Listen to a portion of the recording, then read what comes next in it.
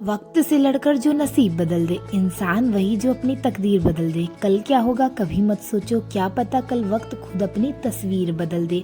Hello दोस्तों, good morning, Radhe Radhe. कैसे हैं आप सब? आई होप आप सब अच्छे होंगे और आप सबकी स्टडी भी अच्छी तरीके से चल रही होगी। तो मेरे दिन की शुरुआत यूं ही सुबह के 5 बजे होती है और सुबह सुबह किसी को भी आंखें खोलने का मन नहीं करता होगा।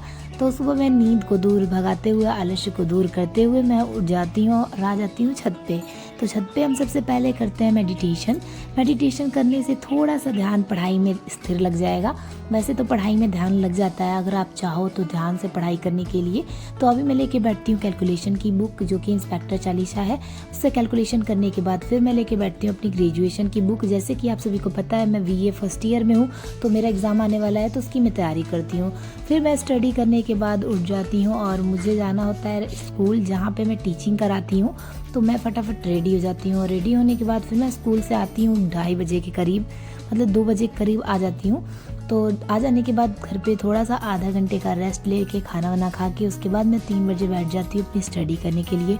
तो स्टडी में आज हमें पढ़ना था जो भी, सबसे पहले हम उसको टारगेट को अपनी नोटबुक पे लिखते हैं। जैसे कि आप सभी को पता है, सबसे पहले मैं अपने टारगेट को एक डायरी पे लिखती हूँ।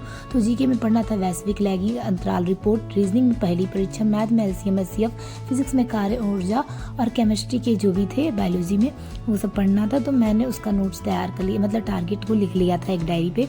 तो सबसे पहले मैं अपना स्टार्ट करती हूँ जीके का नोट्स। तो जीके का नोट्स नहीं, मुझे जीके के बुक से पढ़ना था, लूसेंट का बुक था, तो उससे मैं सबसे पहले पढ़ रही थी अपना जीके। तो जीके में मुझे पढ़ना था इकोनॉमिक्स पढ़ लेने के बाद फिर मुझे चैप्टर पढ़ना था फिजिक्स का और केमिस्ट्री बायोलॉजी, इन सब का भी टारगेट कंप्लीट करना था। तो फिजिक्स में आज हमारा चल रहा था न्यूटन का गति का नियम पढ़ रहे थे। तो न्यूटन की गति में भौतिकी के पिता जो न्यूटन थे 1687 में अपनी पुस्तक प्रिंसिपिया में सबसे पहले गति के नियम का प्रतिपादन किया था उन्होंने। तो इसके बारे में मुझे पढ़ना था। तो मैं फिजिक्स में अपना न्यूटन का गति का नियम भी कंप्लीट कर लेती हूँ। उसके बाद फिर मुझे पढ़ना होता है केमिस्ट्री। तो केमिस्ट्री में मुझे आज पढ़ना था मिश्रण के बारे में। तो मिश्रण 2 प्रकार के होते हैं, समांग मिश्रण, विषमांग मिश्रण। तो बाकी सब जब आप इसको बारीकी से पढ़ोगे स्टेप बाय स्टेप तो बहुत ही आपको अच्छे से समझ में आएगा।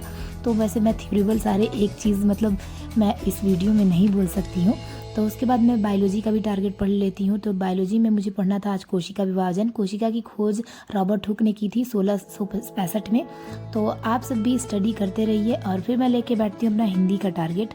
तो हिंदी में मेरा सेकेंड चैप्टर चल रहा है, फर्स्ट चैप्टर चल रहा था, फर्स्ट चैप्टर का जो हमारा था सेकेंड पार्ट वो चल रहा था।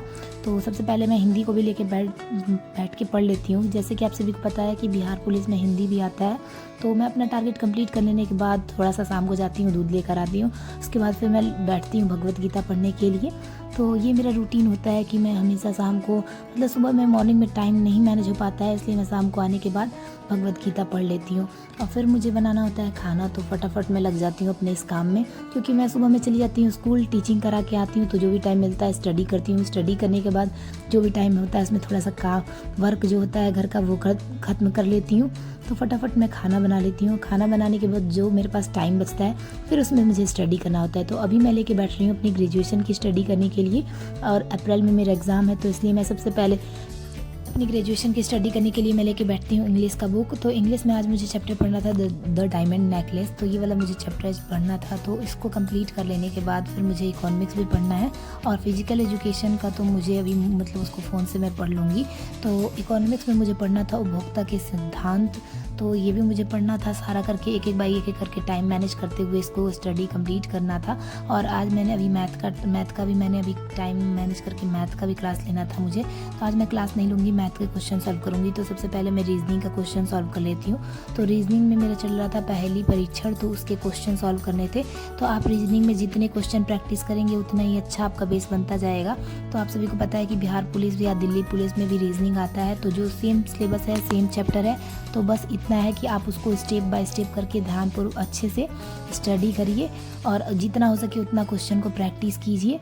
तो अभी मैं अपना सबसे पहले रीजनिंग का भी कंप्लीट कर लेती हूँ टारगेट। और रीजनिंग का कंप्लीट करने के बाद फिर मैं लेके बैठती हूँ मैथ, और मैथ का क्वेश्चन सॉल्व करती हूँ LCM SCF का।